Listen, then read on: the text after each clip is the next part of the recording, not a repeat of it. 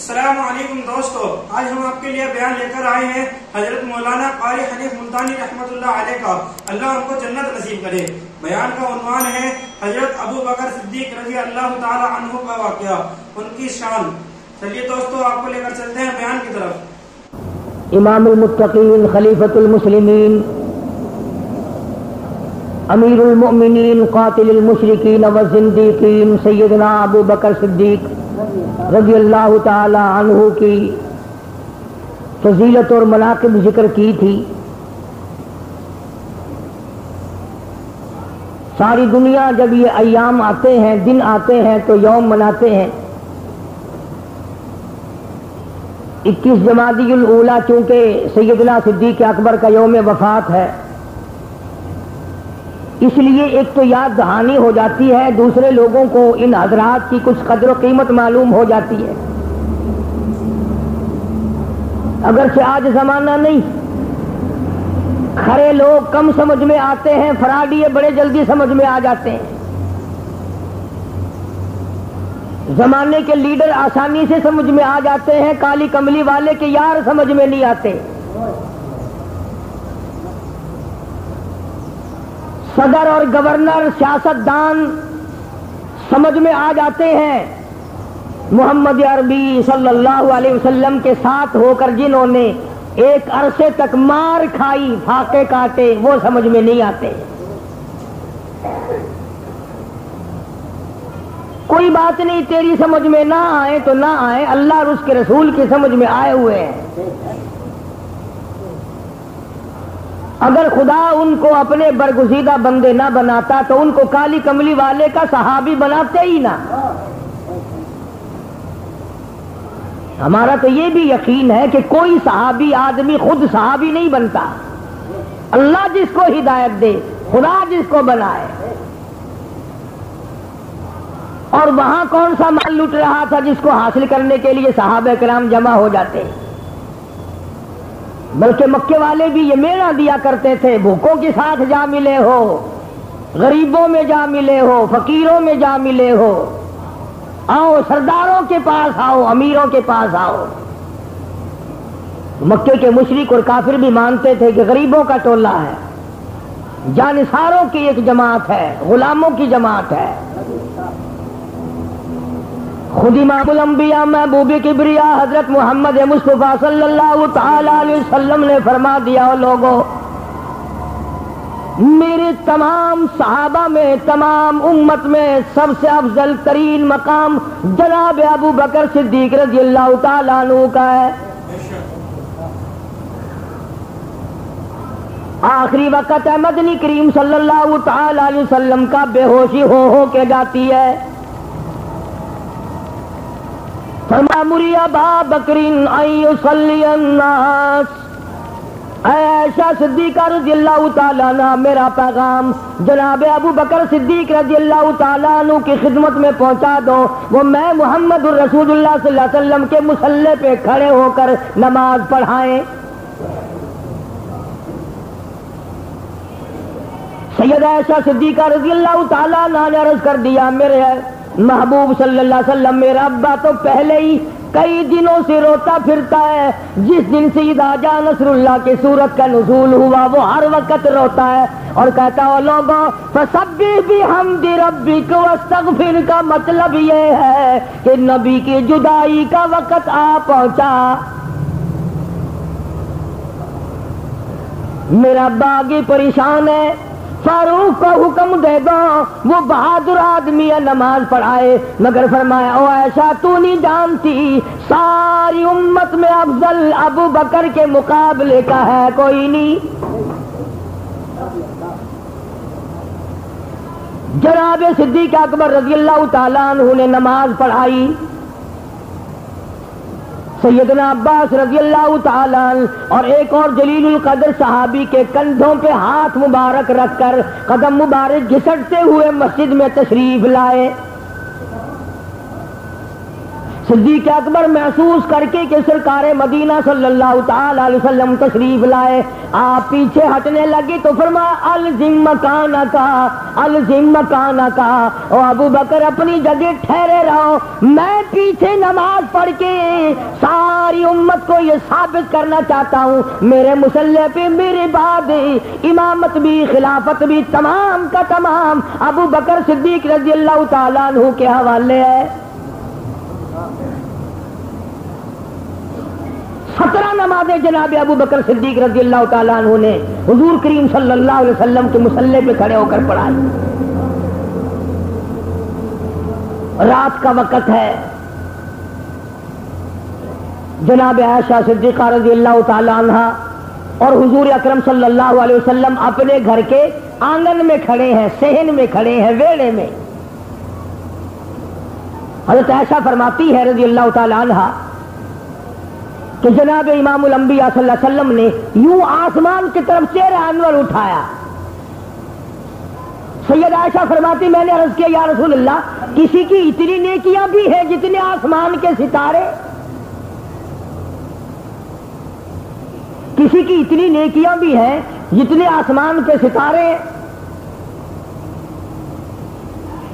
عائشہ صدیقہ رضی اللہ تعالیٰ عنہ فرماتی ہے کہ حضور کریم صلی اللہ علیہ وسلم نے فرمایا ہاں ان سے بھی زیادہ فاروق کی نیکیاں ستاروں سے بھی زیادہ ہیں، فاروق اعظم کی نیکیاں ستاروں سے بھی زیادہ ہیں۔ توجہ رہے گی تو بات سمجھ میں آئے گی۔ حضرت عائشہ صدیقہ رضی اللہ تعالی عنہا نے پھر عرض کر دیا کہ یا رسول اللہ صلی اللہ علیہ وسلم میرا ابا، پہلے تو پوچھا نا کہ کیا کسی کی اتنی نیکیاں بھی ہیں جتنے آسمان پہ ستارے ہیں گنتی کے اعتبار سے؟ تو حضور کریم صلی اللہ علیہ وسلم نے فرما دیا کہ فاروق اعظم کی نیکیاں اس سے بھی زیادہ ہیں۔ تو حضرت عائشہ صدیقہ نے پوچھا یا رسول اللہ میرا ابا یعنی ابو بکر کی نیکیاں؟ اب جواب سنو، فرمایا او عائشہ تو نہیں جانتی فاروق کی تمام عمر کی نیکیاں ایک طرف، تیرے ابا کی غار کا ایک رات ایک دن ایک طرف۔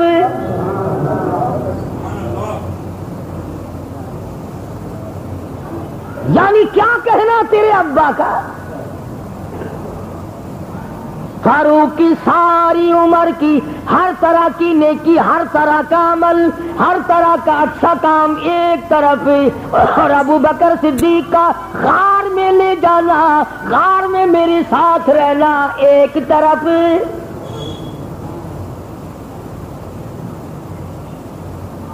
وہ ابو بکر جس نے خلافت کے بعد بھی عجب انداز دکھائے، خلیفہ بنا دیے۔ مدینہ منورہ کی گلی میں کسی آدمی نے آواز لگائی ہے کوئی مزدور، کوئی مزدور ہے؟ سامنے سے صدیق اکبر تشریف لے آئے رضی اللہ تعالیٰ عنہ۔ فرمایا کیا کام ہے؟ کہنے لگا میری بکری مر گئی ہے، وہ اٹھا کر مدینے سے باہر پھینک دی ہے۔ فرمایا کیا دو گے؟ کہ 4 آنے کے۔ چلو میں اٹھاتا ہوں۔ اندازہ لگاؤ امام الانبیاء محبوب کبریا حضرت محمد مصطفیٰ صلی اللہ علیہ وسلم کا سسر ہے، عائشہ صدیقہ کا ابا ہے، نبی کی زندگی میں 17 نمازیں مصلی پہ کھڑا ہو کے پڑھانے والا، اللہ کی زمین پہ آسمان کے نیچے سب سے پہلے کلمہ پڑھنے والا، نبی کے ساتھ تعاون کرنے والا، نبی کے ساتھ جان مال کھپا دینے والا، آج خلیفہ 22 لاکھ مربع میل کا حکمراں ہو کر مردار بکری کندھے پہ اٹھا کے مدینے کی گلیوں سے گزر رہا ہے۔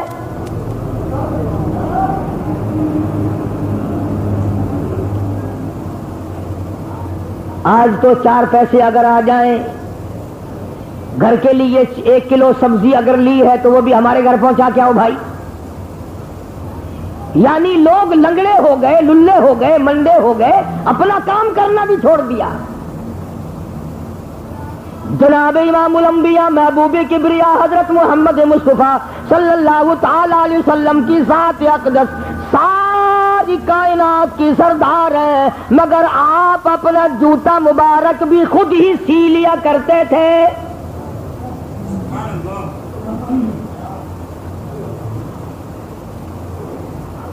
آج تو اگر 4 پیسے مل جائیں تو نوکروں کی کمی نہیں رہتی.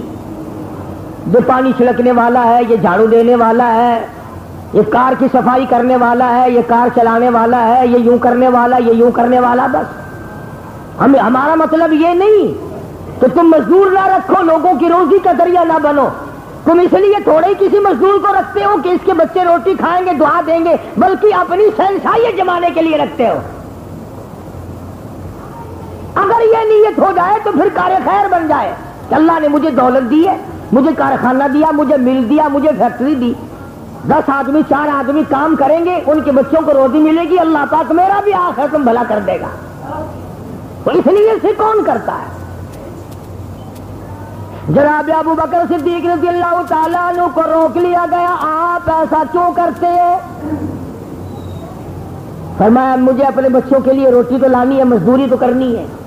اب میں کاروبار کیسے کروں؟ تم نے میرے کندھوں پہ خلافت کا وزن رکھ دیا. اب میں تجارت کیا کرتا تھا، تجارت کروں تو یہ کام نہیں ہوتا. کیسے میں تمہارا کام چلاؤں؟ نبی کے جانشین کو دیکھو، مسلمانوں کا نبی کے بعد سب سے پہلا حکمراں مردار بکری اٹھا کر مدینے کی گلی سے باہر پھینکنے جا رہا ہے. صحابہ اکرام جلیل القدر جو تھے وہ اکٹھے ہوئے اور اس بات پہ غور کیا گیا کہ بیت المال سے وظیفہ مقرر کرو تاکہ ان کی گزر اوقات ہو، تاکہ ان کی گزر اوقات ہوتی رہے. تو جب جناب صدیق اکبر رضی اللہ تعالیٰ عنہ سے پوچھا گیا کہ آپ کا کتنا وظیفہ مقرر کریں، فرمایا مدینے میں جو سب سے غریب کا جو خرچہ ہو وہ میرا مقرر کر دو.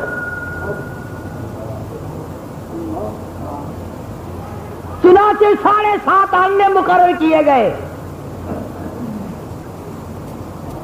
گزر اوقات ہوتی رہی. ایک دن صدیق اکبر کی گھر والی نے میٹھا ہریرا بنا لیا. تم تو کہو گے کہ حلوہ کیوں نہیں کہتا؟ حلوہ کیسے کہوں، اس میں گھی کہاں تھا؟ ذرا سی چربی ڈالی، تھوڑی سی کھجوریں ڈال کر بچوں کے لیے میٹھا دلیا ہریرا بنا دیا. تو صدیق اکبر کے سامنے بھی آیا. آج تو اچھا بھلا آدمی نہیں پوچھتا کہ میں نے گھر مٹھائی نہیں بھیجی، بالوشائی میں نے نہیں بھیجی، گلاب جامن میں لے کے نہیں آیا، یہ کھانے میں میرے سامنے کہاں سے آئی ہیں اور کیوں آئی ہیں؟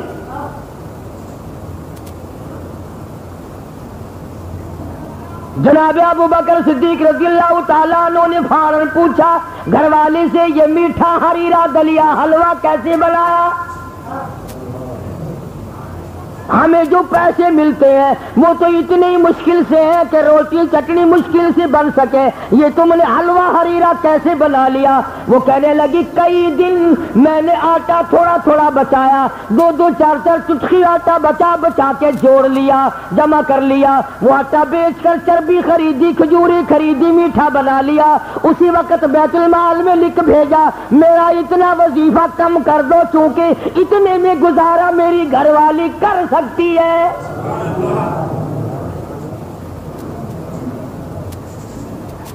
کئی دن گزارا کیا ہے نا، لہذا اتنا کم کر دو. یہ ہے مسلمانوں کا حکمراں، یہ ہے مسلمانوں کا خلیفہ، یہ ہے امیر المومنین، یہ ہے وہ امام المتقین. صدیق اکبر جب خلیفہ بنے تو فاروق اعظم رضی اللہ تعالیٰ عنہ فرماتے ہیں میرے دل میں ایک بات آئی کہ لو بھی اب نیکیاں زیادہ کمایا کروں گا. یہ نہیں آگے آنے دیتا تھا کسی کو ابو بکر، اب پھنس گیا ہے خلافت میں، اب میں نیکیاں زیادہ کمایا کروں گا، یہ تو الجھا رہے گا، اس میں پھنسا رہے گا. چنانچہ مدینہ منورہ میں ایک بیوہ محتاج عورت تھی، بوڑھی مائی تھی ایک. فاروق اعظم رضی اللہ تعالیٰ عنہ فرماتے ہیں میں فجر کی نماز کے بعد گیا، مائی اپنا برتن دے دے میں پانی بھر کے لا دوں. اندر سے جواب آیا جزاک اللہ, اللہ پاک تجھے جزائے خیر عطا فرمائے, تجھ سے پہلے کوئی اور اللہ کا بندہ پانی بھی بھر گیا, کھانا پکا کر مجھے کھلا کر برتن مانج کے بھی رکھ گیا.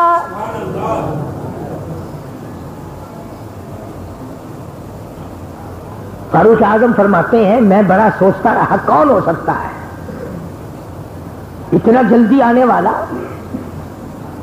فاروق اعظم فرماتے ہیں کہ اگلے دن میں فجر کی اذان کے وقت آیا, نماز سے پہلے آیا, اور بوڑھی مائی کے دروازے پہ کھڑے ہو کر آواز لگائی برتن لا میں پانی بھر کے لا دوں.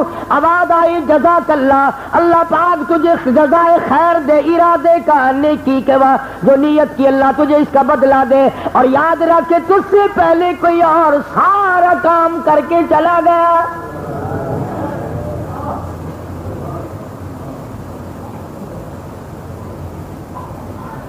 آج محتاج کو پانی کون دے, آج محتاج کو ہاتھ پکڑ کے رستہ کون بتائے. ڈنڈے سوٹے کے ہم سب مرید ہیں, جدھر ڈنڈا ہوگا ادھر تھوڑے سے جھکیں گے, جدھر ہمیں کچھ معمولی معاملہ نظر آئے گا اس طرف کو جانے کو تیار ہی نہیں. حالانکہ اس بے نیاز کی بے نیازی سے ہر وقت ڈرنا چاہیے کہ نہ جانے کیا عبادت اللہ کے یہاں مقبول ہو جائے. علماء کرام نے لکھا ہے کہ بنی اسرائیل کی ایک بدکارہ فائسہ عورت گزر رہی ہے, کنواں ہے, کنویں کے پاس کتا کھڑا ہے, پیاس کی وجہ سے اتنی زبان کتے کی باہر نکلی ہوئی ہے. تھی تو فائسہ عورت, دل میں ترس آیا, ڈول نہیں رسی نہیں, پانی کیسے پلائے کتے کو. چنانچہ اپنے پیر کا موزہ اتارا, اس کا ڈول بنایا, اپنے دوپٹے کی رسی بنائی, پانی نکال کر کتے کے منہ میں ڈال دیا. موت آئی, آواز آئی عمل تیرا نکما, کرتوت تیرے بھیڑے, کردار تیرے سیار غلط, پر ایک دن تو نے ایسی نیکی کی, تو نے میرے کتے پہ ترس کھایا, جا میں نے تجھ پر رحم کر دیا.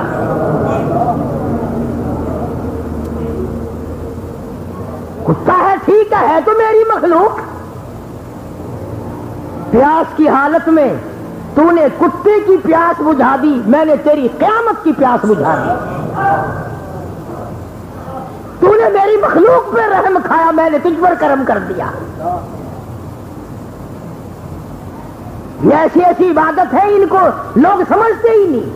حدیث میں آتا ہے کہ قیامت کے دن اللہ جل شانہ کے دربار میں ایک اور آدمی پیش ہوگا, اللہ پاک پوچھیں گے دنیا سے کیا عمل لایا, کہے گا کچھ بھی نہیں, کیا ہے میرے پلے. فرمایا ایک نیکی میرے پاس تیری محفوظ ہے,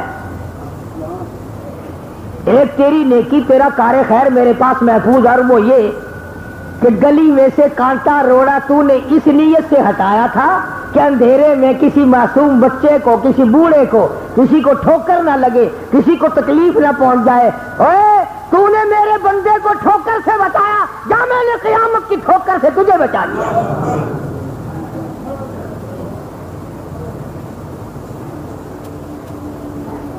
ایسی ایسی باتوں کی طرف تو تمہارا دھیان ہی نہیں ہوتا.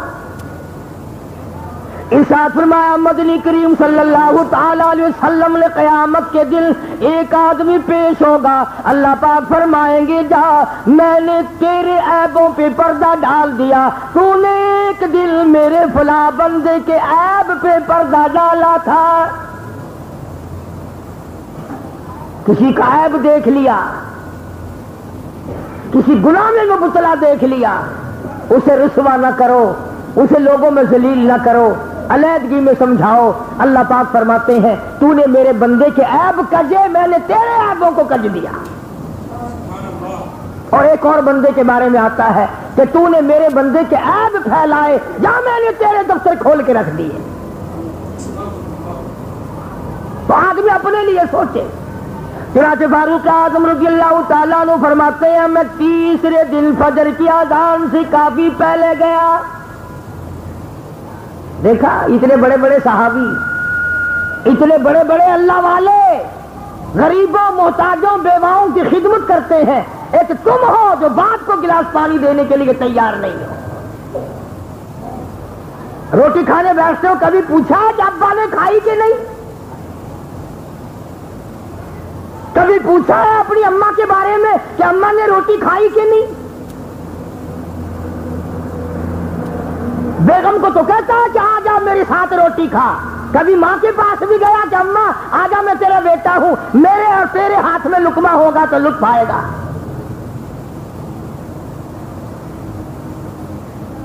جناب ابو بکر صدیق رضی اللہ تعالیٰ عنہ جس وقت اس بڑھیا کے مکان پہ گئے، فاروق اعظم فرماتے ہیں میں دروازے پہ بیٹھا ہوا تھا، ایک آدمی آیا، دونوں کاندھوں پہ بڑے بڑے پانی کے گھڑے رکھ کے لایا، بڑھیا کے مکان میں داخل ہو گیا، میں دروازے پہ بیٹھ گیا، آج پکڑوں گا یہ کون ہے جو مجھ سے پہلے اس اتنا سبقت کرتا ہے نیکی کمانے میں۔ فاروق اعظم فرماتے ہیں جب باہر نکلے تو میں نے پلہ پکڑا کہ اللہ والے تو ہے کون؟ آواز آئی فاروق جانے دے میں تیرا بھائی ابو بکر ہوں۔ حکمراں ہوتے ہوئے، خلیفہ ہوتے ہوئے، نبی کا جانشین ہوتے ہوئے، اپنے فرائض منصبی مسلمانوں کی ہمدردی سے پیچھے نہیں رہنا۔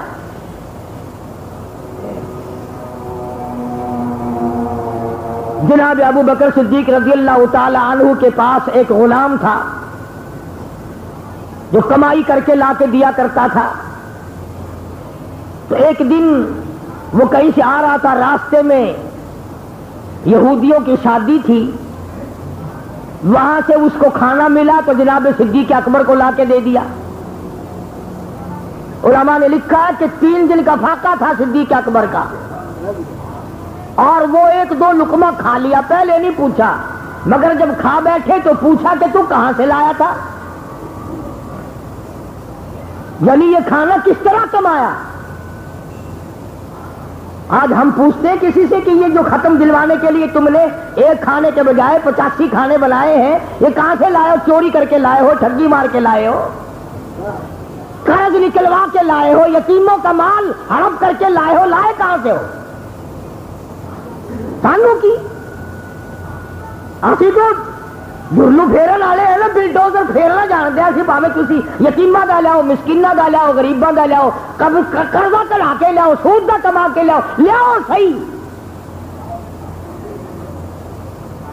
قرآن کہتا ہے ان الذین یاکلون اموال الیتامی ظلما انما یاکلون فی بطونہم نارا وسیصلون سعیرا۔ اور لوگوں یتیموں کا مال نہ کھایا کرو، یہ چاول نظر آتے ہیں، گوشت نظر آتا ہے، خدا کہتا ہے پر حقیقت میں جہنم کے انگارے ہیں۔ کون پرواہ کرتا ہے؟ آئے گی قبر تو لگے گی خبر، موت آئے گی تو یہ ساری چیزیں روزے روشن کی طرح سامنے آ جائیں گی۔ تو اس غلام سے پوچھا جناب صدیق اکبر رضی اللہ تعالیٰ عنہ نے کہ تو یہ کھانا کہاں سے لایا تھا؟ تو کہا میرے واقف ہیں یہودی، میں ان کے پاس سے گزر رہا تھا، ان کی شادی تھی، انہوں نے مجھے بھی کھلایا اور کچھ کھانا ساتھ بھی دے دیا۔ فرمایا لا حول ولا قوت الا باللہ، تو یہودیوں کا کھانا مجھے کھلاتا ہے۔ حلق میں انگلی ڈال کر قے کرنے لگے۔ اب خالی پیٹ میں اگر 1-2-4 لقمے چلے گئے وہ قے کیسے ہو؟ کسی نے مشورہ دیا کہ اگر قے کرنی ہے تو اور پانی پیو، پانی پی پیالے پی کر حلق میں انگل مار مار کر صدیق اکبر نے اس کھانے کو جب تک باہر نکال نہیں دیا چین نہ آئی۔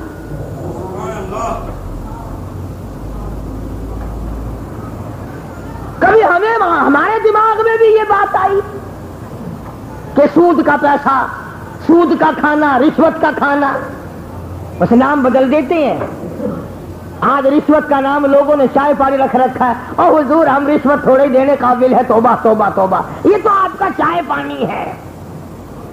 اور میں یہ کہتا ہوں کہ حلال کھا حلال کما، خود نبی کو حکم ملا یا ایھا الرسول رسول کلوا من تعملوا صالحا.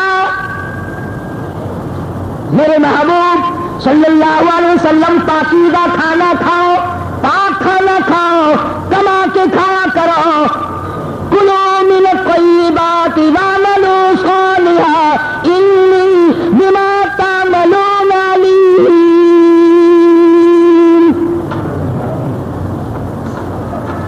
سب سے اچھا عمل, سب سے اچھی کرتوت, سب سے اچھا کردار وہ ہے کہ آدمی کے حلق میں لقمہ حلال کا جائے. کسی صحابی نے عرض کیا, یا رسول اللہ صلی اللہ علیہ وسلم, دعائیں مانگتے ہیں قبول نہیں ہوتی, اللہ اکبر, کیا نشانی بتلائی ہے, کیا علامت بتلائی ہے سرکار مدینہ صلی اللہ علیہ وسلم نے؟ فرمایا کپڑا حرام ہو, پیٹ میں کھانا حرام ہو, آنکھ حرام دیکھتی ہو, زبان حرام کھاتی ہو, کان حرام سنتے ہو, پیروں سے حرام کی طرف چلا جائے, ہاتھ حرام پکڑتا ہو, اور پھر کہتے ہو یا رب یا رب یا رب. پھر حضور نے فرمایا کچھ نہیں بنتا, آسمان کے دروازے بند کر دیے جاتے ہیں.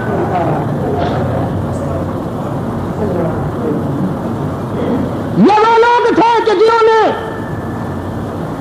اپنی آن کے بارے میں نہ سوچا, اپنی شان کے بارے میں نہ سوچا. پروردگار نے ان کو نوازا, یہ بنے.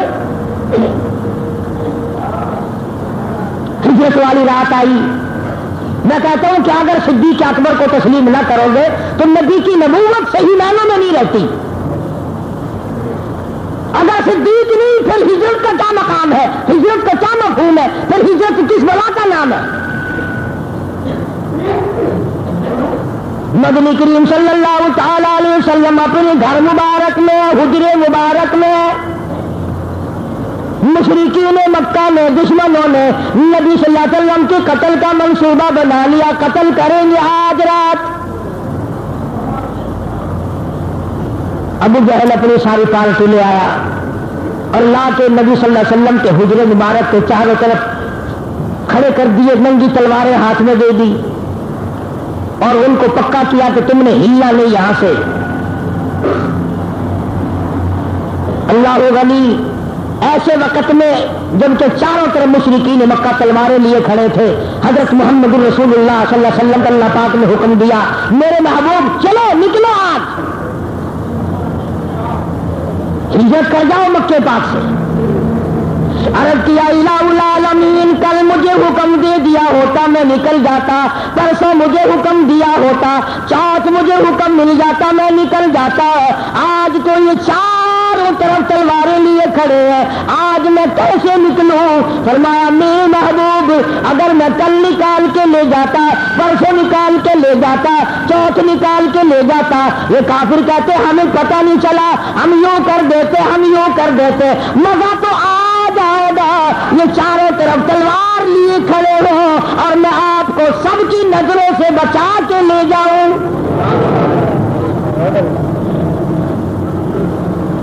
میری خدائی کا پتہ تو جبھی چلے گا کہ میں کتنے قدرت والا ہوں, کتنا طاقت والا ہوں, کتنا حکمتوں والا ہوں, میں کس طرح کا خالق اور مالک ہوں. آج ہی تو لطف آئے گا.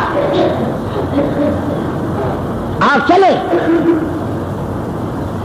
توجہ رکھیں. عرض کیا الہ العالمین, مکے والوں کی امانتیں میرے پاس ہے, اگر وہ واپس نہ ہوئی اعتراض کریں گے نبی ہو کر کھا گیا. کبھی کسی امتی نے بھی پرواہ کی کہ اگر میں کسی کا کھا کے مر جا تو میری قبر برباد ہو جائے گی, میری حشر برباد ہو جائے گی, تباہی پھر جائے گی میری. ڈر ہو تو ہم لوگ یہ سوچیں. جناب رسالت میں آپ صلی اللہ علیہ وسلم نے فرما دیا الہی میں یہ امانتیں کیسے واپس کروں. آواز آئی مکے والوں کی کھجوریں علی مرتضیٰ شیر خدا کے حوالے کرو. جناب علی مرتضیٰ رضی اللہ تعالیٰ عنہ کے حوالے کرو. مکے والوں کا کپڑا ان کے حوالے, مکے والوں کی کھجوریں اے علی تیرے حوالے, مکے والوں کا ستو تیرے حوالے, مکے والوں کا کپڑا تیرے حوالے, میرے محبوب کا بستر تیرے حوالے, میرے محبوب کا حجرہ تیرے حوالے, مکے والوں کی امانت ساری تیرے حوالے. پر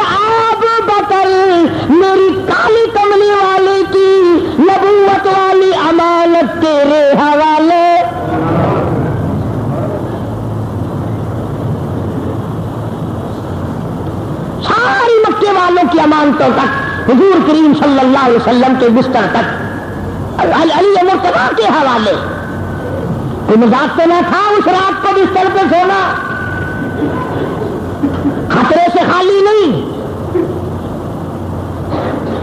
جس نبی کو نعوذ باللہ وہ قتل کرنے کے ڈرتا ہے، اس بستر پہ کون سو سکتا ہے؟ یہ شیر خدا کا جگر تھا، گردہ تھا، اتنا بڑا بہادر جوان نبی کریم صلی اللہ علیہ وسلم کے بستر پہ سویا. اب اگر آپ کو نیند نہیں آ رہی تو ایک باریک سے نقطہ اور بتاؤں، سمجھو گے تو مزہ آئے گا. سارا جہان کہتا ہے، کتابوں میں بھی آپ نے پڑھا ہوگا، ہم بھی ہر سال بتاتے ہیں کہ حضور کے بستر پہ کون سویا؟ علی مرتضیٰ رضی اللہ. حضور کے بستر پہ کون سویا؟ شیر خدا علی مرتضیٰ. سب نے سنا ہوگا کہ حضرت علی سوئے. ایمانداری سے بتاؤ، اگر حضرت علی کے دل میں یہ خطرہ ہو کہ نبی تو تشریف لے گئے، سارا مکہ دشمن ہے اور سارا مکہ پکڑنے والا ہے، ہاتھ نہ لگ جائے، پھنس نہ جائے، مصیبت نہ آ جائے، نعوذ باللہ شہید نہ کر دیے جائے، اگر یہ خطرات ہوں تو نیند آ سکتی ہے؟ کسی کے بیٹے کو پولیس لے جائے پکڑ کے، ماں باپ کو نیند آتی ہے؟ نہیں نیند آتی. تو یہ جو لفظ ہے کہ حضرت علی کو نیند آ گئی، یہ نیند آنا یہ خود اس بات پہ دلالت کرتا ہے، حضرت علی کا سونا اس بات پہ دلالت کرتا ہے کہ آج وہ خطرناک رات ہے، آج وہ رات ہے کہ سارا مکہ حضور کا دشمن ہے. کہ حضرت علی کے ساتھ، حضرت نبی کریم صلی اللہ علیہ وسلم کے ساتھ اگر کوئی بھی ہوتا تو اندیشہ تھا، خطرہ تھا، فکر تھا، پریشانی تھی. میں بھی ہوتا پھر بھی پریشانی تھی. چونکہ ساتھ ابو بکر کا ہے لہٰذا کوئی پریشانی نہیں، علی کو بھی نیند آ گئی.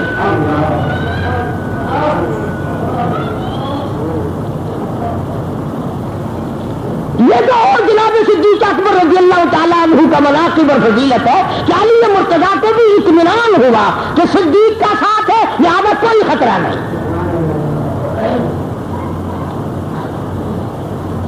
پھر اللہ پاک سے حضور کریم صلی اللہ علیہ وسلم نے پوچھا، یا اللہ میں کس طرح نکلوں گے؟ تو چاروں طرف کھڑے ہیں. فرمایا ایک مٹھی مٹی کی اٹھاؤ اور ان کی طرف پھینک دو. وما رمیت اذ رمیت ولکن اللہ رماها. الہی میں کس کس کی طرف پھینکوں؟ یہ تو چاروں طرف کھڑے ہیں. فرمایا ہاتھ تیرا ہوگا، قدرت میری کام کرے گی. مجھے اپنی کبریائی کی قسم، آپ پھینک دیں، ہوا میری غلام ہے. چاروں طرف کھڑے ہونے والوں کی آنکھوں میں میں پہنچا دوں گا. سب کی آنکھوں میں مٹی پڑ گئی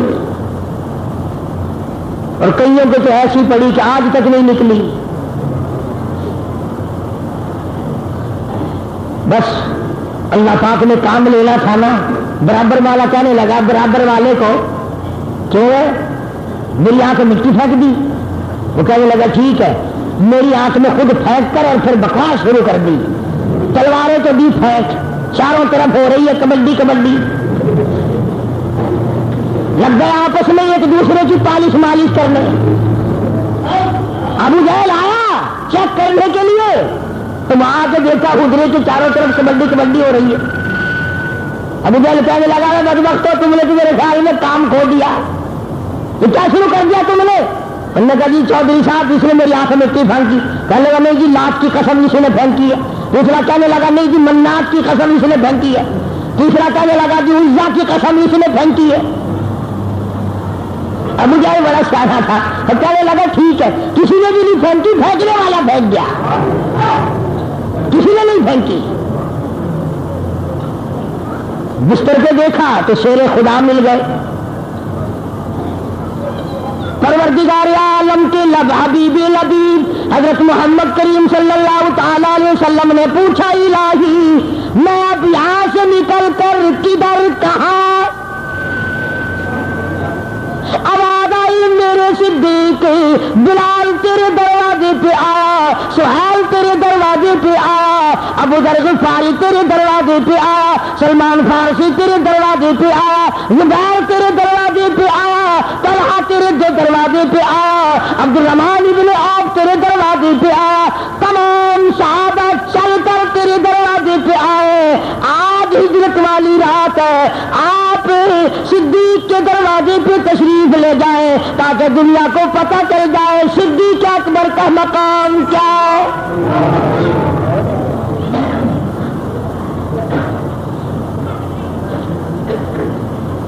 نبی کریم صلی اللہ علیہ وسلم خود جناب صدیق اکبر کے دروازے پہ تشریف لائے اور اللہ نے حکم دیا، فرمایا میرے محبوب چلتے چلو سورت یاسین پڑھتے رہو. پتہ چلا کہ سورت یاسین جو ہے وہ دشمن پہ غلبہ پانے کے لیے بہت بڑا ہتھیار ہے. مگر آج کل ہمارے مسلمان پتہ ہے سورت یاسین کو کہاں استعمال کرتے ہیں. انہوں نے کہا بھی تمہارے بابا کا کیا حال ہے کہ جی بس بڑی تکلیف ہے کئی دن سے، کہ سورت یاسین پڑھوا دینی تھی کام بن جاتا. یعنی لوگوں کا، مسلمان مرد عورتوں کا یہ عقیدہ ہے کہ سورت یاسین جو ہے یہ مرنے کی گولی ہے. انہوں نے بھی کئی یاسین پڑھوا چکے ہیں اب تک مرا ہی نہیں. اللہ نے سورت اتاری دشمنوں کی حفاظت کے لیے اور ہم اسے موت کا ذریعہ بنا رہے ہیں. میں یہ نہیں کہتا کہ سورت یاسین نہ سنایا کرو، ثواب ملے گا، مگر یہ تو عقیدے کے خلاف ہے نا کہ تم نے سورت یاسین کو مرنے کی گولی سمجھا ہوا. سرکار مدینہ صلی اللہ تعالیٰ علیہ وسلم جناب ابو بکر صدیق رضی اللہ تعالیٰ عنہ کے دروازے پہ تشریف لے آئے، دستک دی، اندر سے پوچھا کون ہے؟ من دق الباب، کس نے دروازے کو کھٹکھٹایا؟ جواب ملا انا محمد رسول اللہ صلی اللہ علیہ وسلم. ہائے صدیق اکبر ننگے پیر ننگے سر یوں گیتا پڑتا بھاگا ہوا آیا.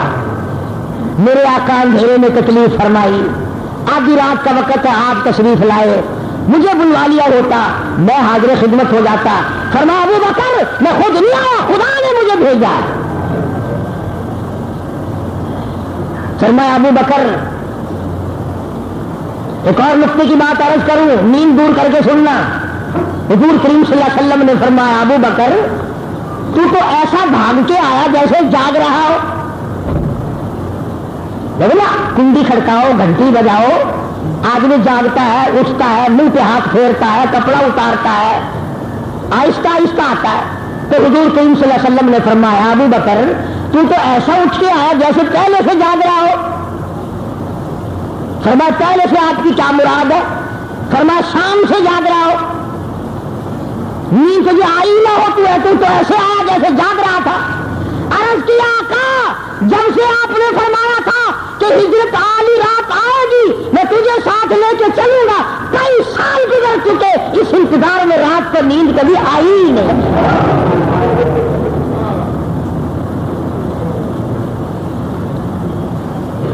ہر رات انتظار کرتا ہوں، کبھی نیند نہیں آتی آپ کو. فرمایا پھر ہجرت کا حکم مل چکا، تیاری کرو، کوئی سواری تیار کرو. عرض کے سواری تیار کر رکھی میں نے. فرمایا کوئی گھوڑا، کوئی خچر، کوئی اونٹ نظر تو آتا نہیں. صدیق اکبر نے اپنی پشت پر ہاتھ رکھا اور عرض کیا میرے آقا جب تک ابو بکر زندہ ہے میں آپ کی سواری ہوں، آپ میرے ساتھ سوار ہے. تو آپ نے تو یہ نہیں فرمایا کہ مجھے کیسے اٹھا کے لے جائے گا. صدیق اکبر کے گھر سے ناشتہ تیار کرایا گیا، ساتھ لے جانے کے لیے کھانا ناشتہ تیار کیا گیا رات کو. اور جب وہ باندھنے کے لیے، وہ کھانا باندھنے کے لیے کوئی کپڑا نہ تھا کہ آج کل کا زمانہ تو نہیں تھا ٹرک بھرے ہوئے رکھے رہے، بکسے بھرے ہوئے. جب باندھنے کے لیے کچھ نہ ملا ابو بکر صدیق کی لگتے جدھر سیدہ اسماء نے اپنا دوپٹہ پاڑ کر آگے میں باندھ دیا.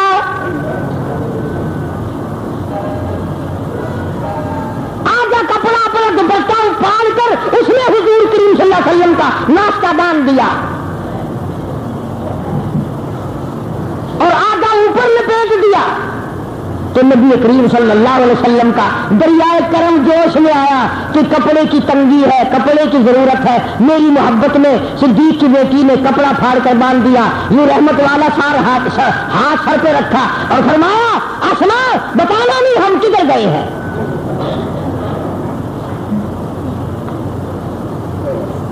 نبی کو صدیق کی بیٹی پہ بھی یقین ہے۔ بس حضور کریم صلی اللہ علیہ وسلم تشریف لے گئے، اور جب مشرکین مکہ نے، مکے کے کافروں نے حجرہ خالی دیکھا، بستر پہ شیر خدا علی مرتضیٰ رضی اللہ تعالیٰ عنہ ملے، وہ اس کے بعد حضور کریم صلی اللہ علیہ وسلم کو تلاش کرنے کے لیے نہ بلال کے مکان پہ گئے، نہ سہیل کے مکان پہ گئے، نہ عثمان کے مکان پہ گئے، نہ کسی کے دروازے پہ گئے، وہ سیدھا قافلہ چودھریوں کا، مکے کے سرداروں کا چل کر صدیق کے دروازے پہ آیا۔ چلو میری نہیں مانتا تو مکے کے کافروں کی مان جا، ان کا بھی یہ یقین ہے اگر نبی کالی کملی والا صلی اللہ علیہ وسلم اپنے گھر میں نہیں اور کسی کے یہاں نہیں ملے گا، اور کسی کے یہاں نہیں ملے گا، چلو ابو بکر کے دروازے پہ وہاں ملے گا، کیونکہ نبی اور صدیق میں جدائی ممکن نہیں۔ نبی اور صدیق کی جدائی مشکل اور محال ہے۔ چنانچہ سیدھے صدیق کے دروازے پہ آئے، دستک دی، ابو بکر کی بیٹی سیدہ اسماء رضی اللہ تعالیٰ عنہا باہر نکلی، چھوٹی سی بچی ہے، مگر آپ اس بچی کو نہ دیکھیں، وہ آپ دیکھیں جو اس کے سر پہ گھرا ہے، اس نبی کی عظمت کو دیکھیں جس کے لیے دوپٹہ پھاڑ کر اس بیٹی نے کھانا باندھ کے دیا۔ وہ مکے کے چودھری کہنے لگے لڑکی تیرا ابا کہاں ہے، تمہارا نبی کہاں ہے؟ آئے آئے یہ نہیں کہتی کہ مجھے کوئی پتہ نہیں، اللہ ہوگا نہیں، خطرہ کتنا زبردست ہے، کتنا بڑا اندیشہ ہے، کتنا بڑا خطرہ ہے، مکے والے سارے چودھری دشمن ہیں۔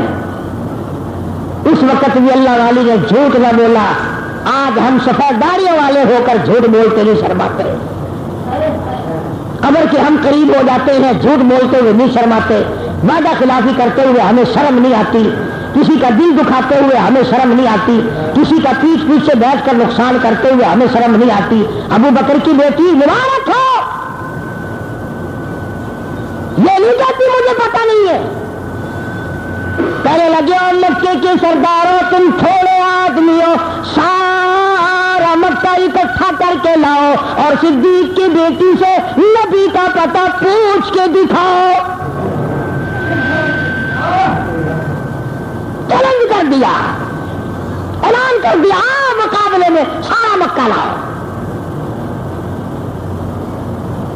بڑے بڑے بہادروں کو لاؤ اور صدیق کی بیٹی سے کالی کملی والے صلی اللہ علیہ وسلم کا پتہ تو پوچھ کے دکھاؤ۔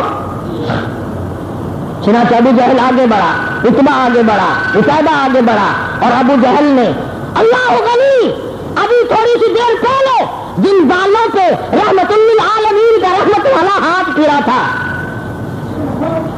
ابھی مکے کا چودھری ان بالوں کو پکڑ کر سیدہ اسماء کو گھما کر پٹاخ سے پتھر میں دل مارا، پیشانی پتھر میں لگی، پتھر کی نوک گڑی، لہو کی دھار دور جا کے پڑی، مگر ابو بکر کی بیٹی اب بھی کہتے ہو مکے والا قیمہ بنا سکتے ہو پر سرکار مدینہ کا پتہ نہیں پوچھ سکتے، تم میری جان نکال سکتے ہو، تم مجھے ختم کر سکتے ہو، مجھے محمد عربی صلی اللہ علیہ وسلم نے منع کیا ہے۔ تھپڑ مارے، ابو بکر کی بیٹی نے منہ کے تماچے پہ کھا لیے مگر سرکار کا پتہ نہ بتایا، یہ مار کے گئے۔ ادھر صدیق کی بیٹی غار ثور میں کھانا لے کر کے گئی، رات اندھیری ہے، محمد کریم صلی اللہ علیہ وسلم کی جب نظر پڑی سیدہ اسماء کا منہ سوجا ہوا تو فرمایا اسماء یہ تیرے منہ پہ کیا ہوا؟ عرض کیا میرے آقا کچھ نہیں، فرمایا کچھ تو ہوا ہے، بچی تھی رونے لگی، یا رسول اللہ مجھے مکے والوں نے مارا، رحمت کائنات صلی اللہ علیہ وسلم نے جھولی پھیلا دی، یا اللہ ابو بکر کے گھر پہ قیام فرما، چھوٹے بڑے سارے میرے لیے وار کھا رہے، اور अबू बकर सिद्दीक रज़ी अल्लाह ताला अन्हु का तो वो घराना है कि जिस घर में हाय हाय क्या क्या चीजें मैं आपको समझाऊं। अगर तुम्हारे दरवाजे पे कोई गवर्नर, कोई सदर, कोई वजीर शादी के लिए आ जाए, सारे मोहल्ले के मुंह में पानी आ जाएगा, लोग भी मजे हो गए। गवर्नर से रिश्तेदारी हो गई, सदर से रिश्तेदारी हो गई। अरे अबू बकर वो है जिसके दरवाजे पे दो जहान के बादशाह इमामुल अंबिया खुद दुल्हा बनकर तशरीफ लाए। और इस वक्त सिद्दीक अकबर रज़ियल्लाहु ताला अन्हु के कंधों पे जब हुजूर सवार हुए तो दोनों हाथ सिद्दीक के सर पे रखे। ये साबित कर दिया या अबू बकर के सर पे ना मोहम्मद रसूलुल्लाह के हाथ है, इसको कुछ न कहना। इसी को कमतर मरहूम कहता है, आई हिजरत वाली रात भली, आई हिजरत वाली रात भली, जिस रात हुजूर की जात चली। सिद्दीक अकबर दे नागात महबूब खुदा दिया तलिया में मिठिया राता गार दिया। साई लाल जो गुजरिया तलिया में, किसी को जिंदगी में एक मर्तबा दीदार, किसी को 100 मर्तबा दीदार, किसी को 1000 मर्तबा दीदार, और अबू बकर को करोड़ों मर्तबा दीदार, और आज भी दीदार कर रहा है। तो मैं अर्ज कर रहा था कि जनाब सिद्दीक अकबर रज़ियल्लाहु ताला अन्हु की सदाकत नबी की नबूवत से इतनी वाबस्ता है, इतनी वाबस्ता है कि अगर हम अबू बकर को निकाल देते हैं, न दीन बचता है, न इस्लाम बचता है, न नबी की नबूवत बचती है, न हमारा ईमान और यकीन बचता है। इसलिए कि अबू बकर नहीं तो हिजरत नहीं, अबू बकर नहीं तो फिर वो रात नहीं, अबू बकर नहीं तो हार नहीं, अबू बकर नहीं तो फिर हुजूर के पहला कलमे पढ़ने वाला कौन है। बहरहाल किसी वक्त में भी और किसी हालत में भी जनाब अबू बकर सिद्दीक रज़ियल्लाहु ताला अन्हु ने अपने आप को पीछे न रखा। इन हज़रात का तो बयान करते करते मेरी तुम्हारी उम्रें खत्म हो सकती है, इनकी फजीलतें कम खत्म हो सकती है। बाकी इंशाअल्लाह आइंदा जुमा अल्लाह अमल की तौफीक अता फरमाए। व आखिर दावाना अल्हम्दुलिल्लाह रब्बिल आलमीन। दोस्तों, अगर ये बयान अच्छा लगा तो इस हमारी वीडियो को लाइक कर दें और ऐसे ही वीडियो के लिए हमारे इस चैनल को सब्सक्राइब कर लें। इंशाअल्लाह मैं आपके लिए ऐसी ही कारी हमीद की और अलग अलग बयानात की वीडियो लाता रहूंगा। इंशाअल्लाह जज़ाकल्लाह खैर फी अमानिल्लाह।